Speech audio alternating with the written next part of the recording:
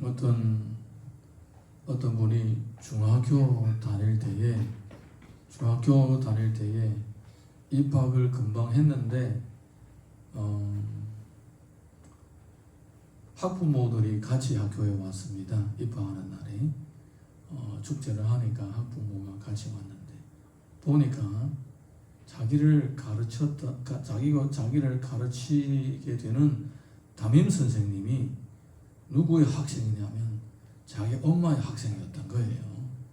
예. 그래서 이 중학교 3년 내내 자기 엄마의 가르침을 아주 엄격하게 받았던 이 담임 선생님이 또한 이 학생을 엄격하게 3년 동안 가르친 거예요. 그래서 이분이 이제 나중에 대학 졸업하고 또 공부를 하고 나중에 중학교 선생이 되었어요. 중학교 선생이 되어서 첫날 개학하는 첫날 이제 자기가 담임을 할 그 반에 이제 학생들 쭉 돌아보면서 학부모를 쭉 보니까 그 중에 자기를 가르쳤던 그 담임 선생님의 자녀분이 거기 한 명이 있는 거예요. 왜냐하면 둘 다 왔으니까. 그래서 야, 이게 돌고 돌고 또 도는구나. 두고 보자.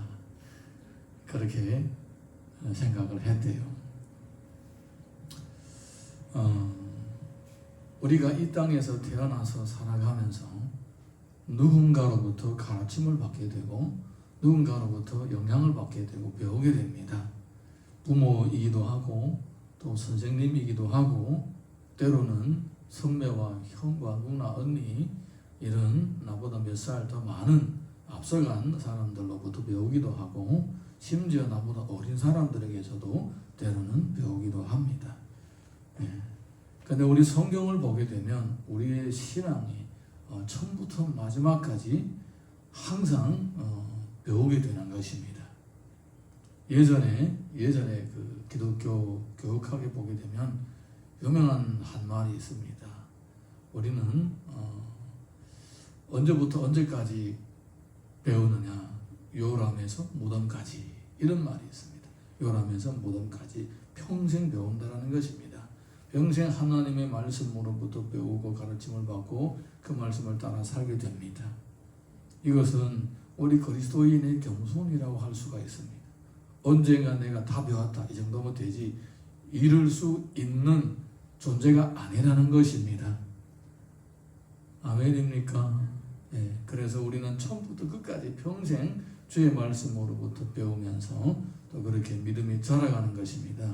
근데 주의 말씀을 배우는데 내가 처음부터 직접 성경을 읽고 듣고 성경을 읽고 깨닫는 것이 아니라 누군가가 또 중간 역할을 해주는 몽학 선생이 있는 것입니다. 몽학 선생이 있는 것입니다. 예, 나와 똑같은 환경에서 나에게 어떤 방법을 통해서든지 이 하나님의 지혜와 하나님 말씀을 전달하는 전달자가 있는 것입니다. 고린도 교회의 성도들과 사도 바울의 관계가 바로 그런 관계입니다. 가르치는 관계와 가르침을 받는 관계입니다. 이 관계가 어떠냐에 따라서 또 각 사람에게 주는 영향도 각각 다르는 것입니다. 자, 우리 11절에서 13절 다시 읽어보겠습니다. 11절에서 13절 시작. 고린도인들이여 너희를 향하여 우리의 입이 열리고 우리의 마음이 넓어졌으니 너희가 우리 안에서 좁아진 것이 아니라 오직 너희의 심정에서 좁아진 것이니라. 내가 자녀에게 말하듯 하노니 보답하는 것으로 너희도 마음을 넓히라. 그리스도 안에서 가르치는 교사를 용납하는 넓은 마음이 필요합니다. 아멘입니까? 예, 우리 성경을 보게 되면 사도 바울이 고린도 교회에 개척을 할 때 고린도 성도들 향한 마음이 어떤 마음이냐? 넓은 마음이었다라는 것입니다. 이 넓은 마음은 그들의 허물과 그들의 잘못을 용납하고 참아주고 그들이 하나님의 은혜를 받고 서서히 변화가 되어가는 것을 기다리고 있었다라는 것입니다. 예. 그러니까 그 정도로 애정을 가지고 그들을 참아주고 기다리고 있었으니까 고린도 성도들도 가르침을 받는 자들로서 마땅히 가르치는 자를 마음으로 받아줘야 된다 이 말입니다. 여기서는 무슨 말씀을 얘기하냐면 보답하는 것으로 받았으니까 그만큼 사랑과 돌봄과 가르침을 받았으니까 또 보답하는 마음으로 가르치는 자를 용납하라 이것입니다. 할렐루야. 이것이 바로 가르치는 자와 배우는 자의 관계입니다. 서로가 서로를 용납하는 것입니다. 가르치는 자가 용납을 했기 때문에 지금까지 가르치고 있는 것입니다. 네. 그러니까 가르침을 받는 자도 당연히 가르치는 자를 용납해야 된다 그 말입니다. 여기서는 사랑이라는 단어를 쓰지 않습니다. 용납도 하지 못하는데 어떻게 사랑을 합니까? 예, 용납해야만이 그 다음에 사랑이 이루어지는 것입니다. 사랑은 오래 참고 사랑은 온유하며 시기하지 아니하며 쭉 보게 되면 계속 나옵니다. 모든 것을 참으며 모든 것을 믿으며 모든 것을 바라며 모든 것을 견딘다라고 합니다. 그 정도로 사랑이라는 것은 그냥 얼굴에다 쓰여진 것이 아니라 이렇게 실제적으로 내가 한 영혼에 대한 나의 너그러운 마음으로부터 시작이 되는 것입니다. 오래 참고 기다리면서 사랑이 서서히 상대방의 그 단단한 마음을 조금씩 스며들어가게 되는 것입니다. 히브리서 13장 17절 보게 되면 이런 내용이 있습니다. 너희를 인도하는 자들에게 순종하고 복종하라. 그들은 너희 영혼을 위하여 경성하기를 자신들이 청산할 자인 것 같이 하느니라. 그들로 하여금 즐거움으로 이것을 하게 하고 근심으로 하게 하지 말라. 그렇지 않으면 너희에게 유익이 없느니라. 가르치는 자가 만약에 근심과 걱정과 불편한 마음으로 한다면 가르침을 받는 자들에게 무익하다라는 것입니다. 왜냐하면 하나님의 말씀을 가르치는 것은 지식 전달이 아닙니다. 지식 전달은 선생님이 중학교 선생님이든지 고등학교 선생님이든지 내가 학생들을 굉장히 싫어요. 이것들이 봐라. 내 평생 이것들을 다시 보지 않았으면 좋겠다라는 마음으로 가르쳐도 지식은 전달이 됩니다. 그런데 성경에서 얘기하고 있는 이 가르치는 자는 생명의 전달자입니다. 내 안에 미움이나 싫은 마음이 있으면 생명이 전달이 안 되는 것입니다. 그래서 서로가 관계가 거꾸로 오게 되면 유익이 안 된다 이 말입니다. 영혼과 영혼의 교제이기 때문에 유익이 안 된다는 것입니다. 그래서 서로가 좋은 관계 가운데서 가르치고 또 가르침을 받아야만이 예수 생명이 전달이 되는 것입니다. 하나님의 사역은 전인적인 것이고 신앙도 전인적인 것입니다. 지식에도 공감하거니와 서로 마음도 서로 공감하게 되고 행동까지도 일치하게 되는 것입니다. 갈라디아서 6장 6절 보게 되면 가르침을 받는 자는 말씀을 가르치는 자와 모든 좋은 것을 함께하라. 가르치는 자와 모든 좋은 것을 함께하라는 것입니다. 이렇게 가르치는 자와 가르침을 받는 자의 관계가 그 가르침의 질을 결정하는 것입니다. 여기는 기술에 달려있는 것이 아닙니다. 마음에 달려있는 것입니다. 중요한 얘기를 해야 되는데 정말 생명에 관한 구원에 관한 얘기를 해야 되는데 마음이 일단 닫혀 있으면 그 다음에는 아무런 좋은 얘기 해도 쓸데없다라는 것입니다. 그래서 사도 바울이 이렇게 중요한 얘기를 하고자 하는데 정말 중요한 얘기를 하고자 하는데 이들에게 먼저 마음으로 열어라. 가르치는 자의 나를 좀 용납을 해라. 받아들일 좀 생각을 하고 들어라. 그 얘기를 하는 것입니다. 할렐루야. 이어서 이렇게 얘기를 하고 있습니다. 무슨 중요한 얘기를 하려고 하는가? 11절에서 14절에서 16절까지 시작. 너희는 믿지 않는 자와 멍에를 함께하지 말라. 의와 불법이 어찌 함께하며 빛과 어둠이 어찌 사귀며 그리스도와 벨레알이 어찌 조화되며 믿는 자와 믿지 않는 자가 어찌 상관하며 하나님의 성전과 우상이 어찌 일치가 되리요. 우리는 살아계신 하나님의 성전이라. 이와 같이 하나님께서 이르시되 내가 그들 가운데 거하며 두루 행하여 나는 그들의 하나님이 되고 그들은 나의 백성이 되리라. 믿는 자와 믿지 않는 자가 멍에를 함께 매지 않는 것이 하나님의 뜻입니다. 아멘입니까? 무슨 말입니까? 결혼에 대해서 얘기하는 것입니다. 믿는 자와 믿지 않는 자는 결혼하지 말라는 것입니다. 이것이 하나님의 뜻입니다. 아멘입니까? 예. 왜 그러느냐? 합할 수가 없다라는 거예요. 합할 수가. 그리고 결과는 정말 안 좋다라는 것입니다. 창세기 6장을 보게 되면 성경에서 이렇게 기록되어 있습니다. 하나님의 아들들이 사람의 딸들의 아름다움을 보고 자기들이 좋아하는 모든 여자를 아내로 삼는지라. 여호와께서 이르시되 나의 영이 영원히 사람과 함께하지 아니하리니 이는 그들이 육신이 됨이라. 그러나 그들의 날은 120년이 되리라 하시니라. 하나님의 아들들이 사람의 딸들과 결혼하는 것입니다. 믿는 사람과 믿지 않는 사람들 결혼을 하는 것입니다. 그때 하나님께서는 한탄하시면서 뭐라고 말씀하시냐면 나의 영이 영원히 사람들과 함께하지 아니하리니 성령께서 역사하지 않으시겠다라는 것입니다. 얼마나 심각한 문제입니까? 네, 성령님께서 함께하지 않으시겠다. 성령님 역사하지 않는다라는 것입니다.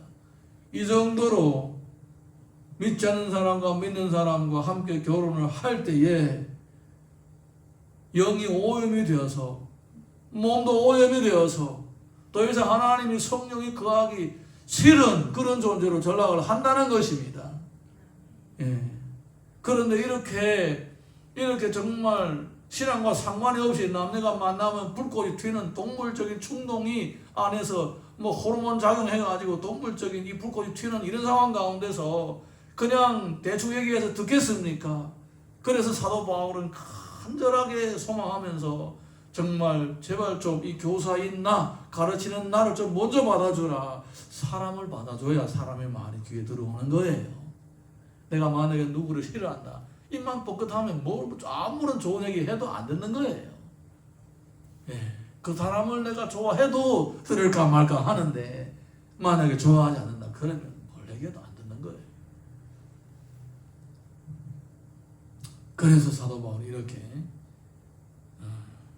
자기들끼리 눈 맞아가지고 온갖 이런 복잡한 관계를 형성하는 이 고린도 교회 성도들을 향하여 말씀을 선포할 때에 나를 먼저 받아주라 이렇게 얘기를 하는 것입니다.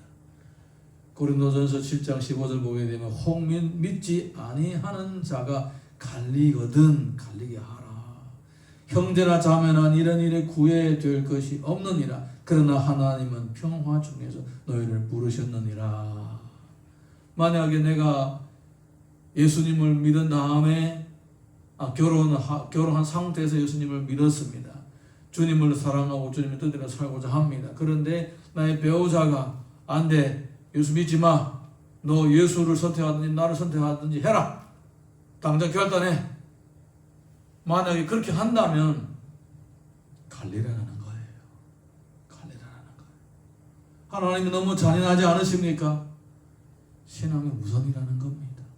아멘입니까? 이것이 성도가 마땅히 가져야 할 가치관입니다.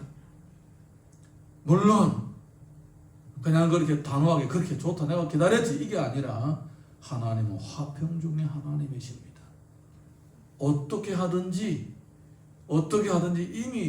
이미 만들어진 결혼이니까 먼저 결혼을 했으니까 어떻게 하든지 상대방에게 선한 영향력을 끼쳐서 상대방도 내가 안 믿던 자로서 살다가 주님을 믿었던 것처럼 그도 안 믿던 자였는데 나를 통하여서라도 주를 믿었으면 좋겠다라는 이런 간절한 기대를 가지고 한번 좀 시도를 해봐라는 얘기를 하고 있습니다. 그런데 미혼자는 아예 처음부터 시도도 하지 말라는 거예요. 믿습니까? 이것이 바로 성경에서 우리들에게 가르쳐주고 있는 믿음 우선의 가치관입니다. 그래서 이 얘기를 하려고 사도 바울이 나를 먼저 받아주라 하는 것입니다. 고린도후서 오늘 본문의 말씀 17절 18절 읽어봅니다. 시작. 그러므로 너희는 그들 중에서 나와서 따로 있고 부정한 것을 만지지 말라. 내가 너희를 영접하여 너희에게 아버지가 되고 너희는 내게 자녀가 되리라. 전능하신 주의 말씀이라 하셨느니라. 하나님께서 그렇게 말씀하셨다라는 것입니다.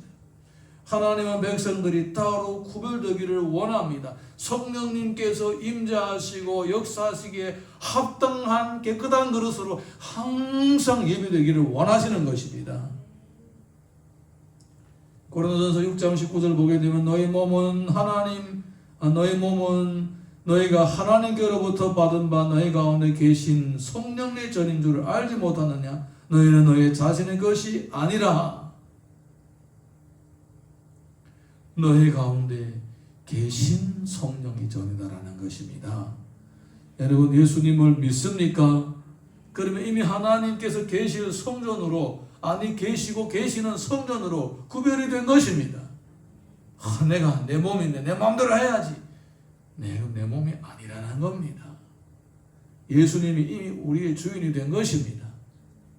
믿음이라는 것은 내가 예수님을 주로 모시고 섬기는 것을 믿음이라 하는 것입니다. 내가 내 주인 노릇을 할 것 같으면 주님을 종을 부리듯이 필요하면 이거 해달라 저거 해달라, 필요 없을 때는 저기 처박혀 계셔라, 하고 싶은 대로 하라. 이거는 예수님을 믿는 게 아닙니다. 예수님을 믿는다는 것은 나의 주님으로 모시고 그의 인도하심이 최선이라는 것을 알고 그의 인도하심을 따르는 것이 내 인생의 최고의 선택이라는 것을 알고 잠시는 눈에 그렇게 안 보일지라도 심지어 의심이 될지라도 주님 자신을 믿고 따라가는 그것이 바로 믿음이라는 것입니다. 이해가 되지 않아도 믿고 따르고 앞길이 잘 안 보여도 믿고 따르는 그것이 바로 믿음인 거예요. 그래서 성도에게는 주님을 향한 그 믿음이 필요하고 또 주님의 종으로서 세우심을 받은 가르치는 자들을 용납하는 마음, 듣고자 하는 마음이 필요한 것입니다. 고린도서 1장을 보게 되면 고린도에 있는 하나님의 교회 곧 그리스도 예수 안에서 거룩하여지고 성도라 부르심을 받은 자들과 또 각처에서 우리의 주 곧 그들과 우리의 주 되신 예수 그리스도의 이름을 부르는 모든 자들에게 하나님 우리 아버지와 주 예수 그리스도로부터 은혜와 평강이 있기를 원하노라. 성도는 이렇게 세상으로부터 부름받은 하나님의 사람입니다. 자신이 바로 세상으로부터 부름받고 구별된 하나님의 사람이요 성령의 전이라는 걸 꼭 기억하시기를 바랍니다. 에베소서 성령의 기록을 보게 되면 이는 곧 물로 씻어 말씀으로 깨끗하게 하사 거룩하게 하시고 자기 앞에 영광스러운 교회로 세우사 티나 주름 잡힌 것이나 이런 것들이 없이 거룩하고 흠이 없게 하려 하심이라. 하나님께서 우리를 세워주시고 깨끗하게 하시는 방법이 있습니다. 바로 물로 씻어 말씀으로 깨끗하게 하고 거룩하게 한다는 것입니다. 그 말씀이 우리가 성령님의 인도하심을 받아서 성경을 읽을 때에도 깨달아질 뿐만 아니라 가르치는 자를 통하여서 또 주어집니다. 그래서 하나님께서 교회에서 말씀을 가르치는 자들을 세우신 것입니다. 그런데 내가 만약에 하나님 말씀을 향하여 마음이 닫히고 말씀을 가르치는 자를 향한 마음이 닫혀버린다면 말씀이 들어올 수가 없습니다. 그러면 이 성경에서 얘기한 물로 씻어 말씀으로 깨끗하게 한다는 이것이 이루어지지 않습니다. 예배에 임할 때마다 반드시 기도해야 될 것이 무엇이냐? 하나님 말씀으로 나를 채워주옵소서. 할렐루야. 그렇게 할 때는 당연하고 하나님 이 지금 말씀을 만나게 되는데 내 마음을 깨끗하게 하여 주시고 받아들이고 실천하게 하옵소서. 그래야 이 말씀이 나에게 유익이 되는 것입니다. 베드로전서 보게 되면 기록되었으되 내가 거룩하니 너희도 거룩할지어다 하셨느니라. 하나님은 거룩하시니까 하나님의 자녀인 성도들은 당연히 거룩해야 됩니다. 요한일서 기록 보게 되면 이는 세상에 있는 모든 것이 육신의 정욕과 안목의 정욕과 이생의 자랑이니 다 아버지께로부터 온 것이 아니요 세상으로부터 온 것이라. 이 세상도 그 정욕도 티나가되 오직 하나님의 뜻을 행하는 자는 영원히 거하느니라. 하나님의 뜻을 따라 사는 사람이 영원히 남아 있습니다.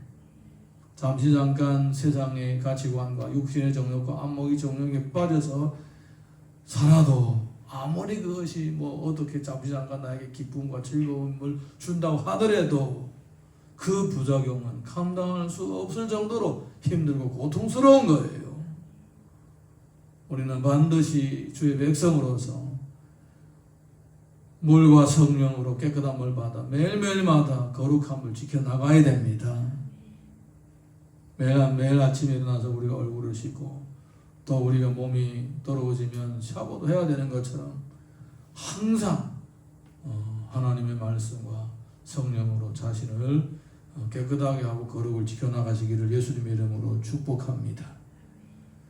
우리 찬양 하나 부르고 같이 기도하겠습니다.